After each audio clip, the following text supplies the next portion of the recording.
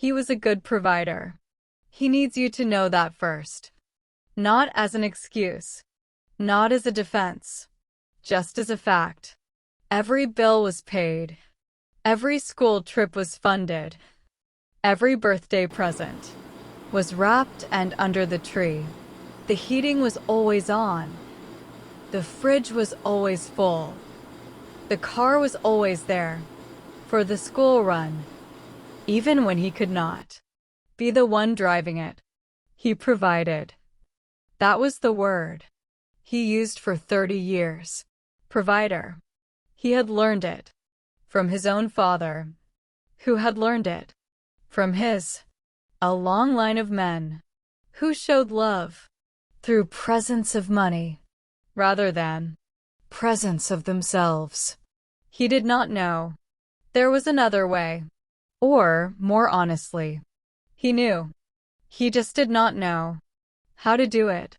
His name on Reddit is Too Late Ordering. I will call him David. David was 61 when his son said the thing that changed everything. Not in an argument, not in a dramatic moment of confrontation. They were sitting in a pub in Manchester, the two of them, one of their occasional lunches that had started 3 years earlier, when his son Tom had moved back to the city. Pints were on the table, menus not yet opened, and Tom said, out of nowhere, or what felt like nowhere, "Dad, can I say something? And can you just listen without getting defensive?" David said yes. He said it the way you say yes when you're already slightly defensive. Tom said, "I spent most of my childhood feeling like you were not really there. Even when you were there, you were always somewhere else. In your head, on the phone, thinking about work. I used to do things. School plays, matches. Just things. And I would look for you in the audience. And sometimes you were there. But you were never watching. Not really." David opened his mouth. Tom said, "I am not finished." David closed his mouth. Tom said, "I am not telling you this because I am angry. I am not angry anymore. I am telling you because you're 61. And I am 32. And we have this lunch every few months. And I sit across from you, and I think, and I realize he still does not really know me.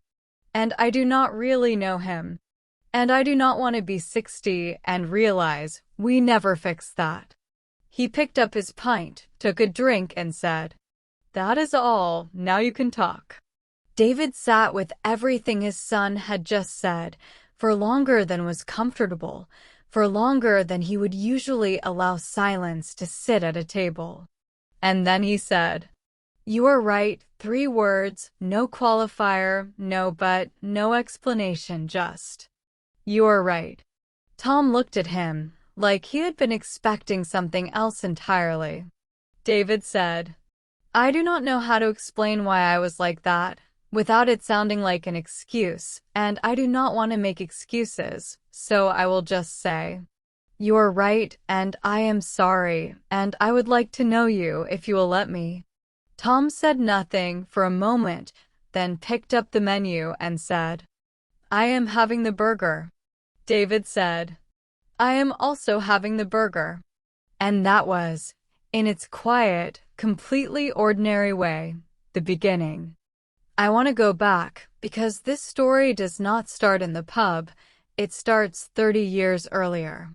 David grew up in a house in Leeds, where his father worked 6 days a week, and came home tired, and sat in the chair, and was not to be disturbed, not cruelly, not unkindly, just not to be disturbed. That was the rule. Nobody said it out loud.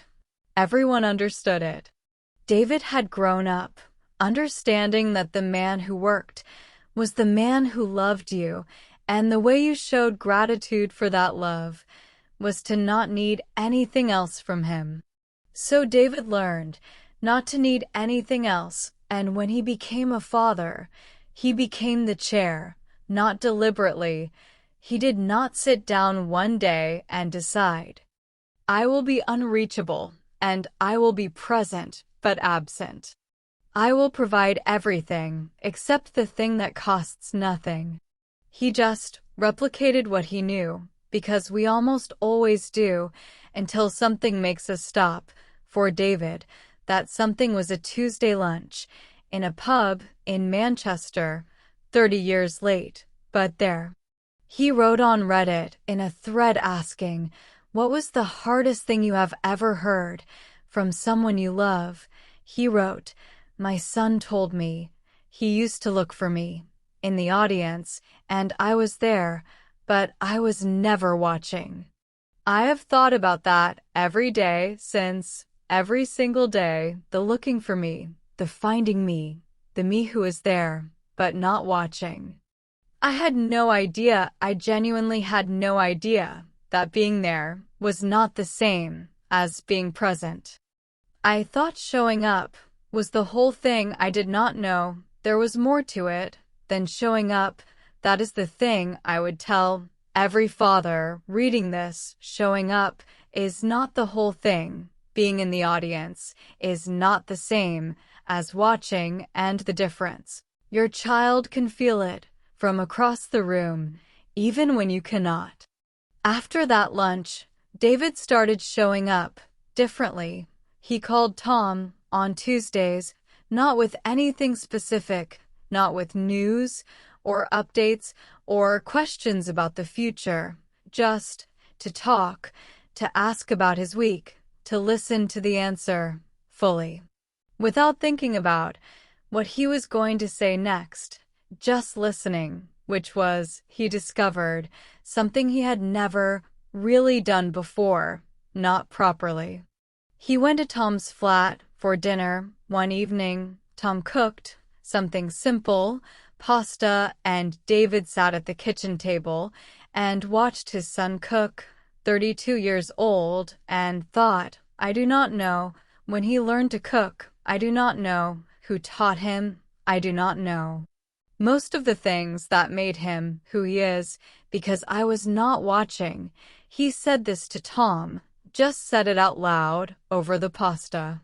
Tom said, Mom taught me. When I was 14, we used to cook together on Saturday mornings. David said, I did not know that. Tom said, there is a lot you do not know. But we have time, we have time. David wrote 3 words from his 32-year-old son. We have time. I did not deserve them, but he gave them to me, and I have been trying. Every Tuesday phone call, every dinner, every conversation, where I put the phone away and look at him when he is talking, to be worthy of them. I do not know if I am succeeding. I ask him sometimes. He says, you are doing okay, Dad, which from Tom, who does not give things away easily, is everything. There is something I want to say to every father listening to this, and I want to say it carefully, because I am not here to make anyone feel guilty. Guilt on its own is just weight. It does not build anything. What I am saying is this: the chair is not love.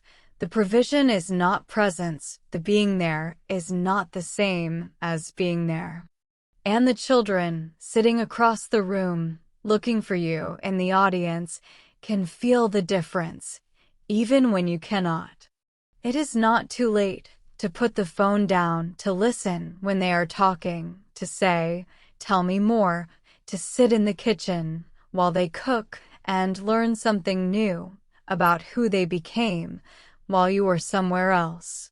David and Tom have lunch every 3 weeks now, not every few months, every 3 weeks. They have started walking together on Sunday mornings. No destination, just walking. Tom talks, David listens. Sometimes David talks, Tom listens. They are learning each other slowly at 61 and 32. Better late, as David said in his post, than the alternative, which is not late, which is never, and never, he has decided, is the only thing he is no longer willing to be. If you're a father listening to this, put the phone down. Not after this. Now. Look at whoever is in the room with you. Ask them something. And listen. Really listen. The way you would if you understood, which I hope you do now, that the looking for you in the audience is happening right now while you are somewhere else in your head. Come back. There is still time.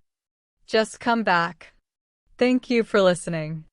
Leave a comment below. Tell me about your David. Or tell me, if you are a David, what you are going to do differently. Starting today, I will read every single one. New story next week. And heart symbol.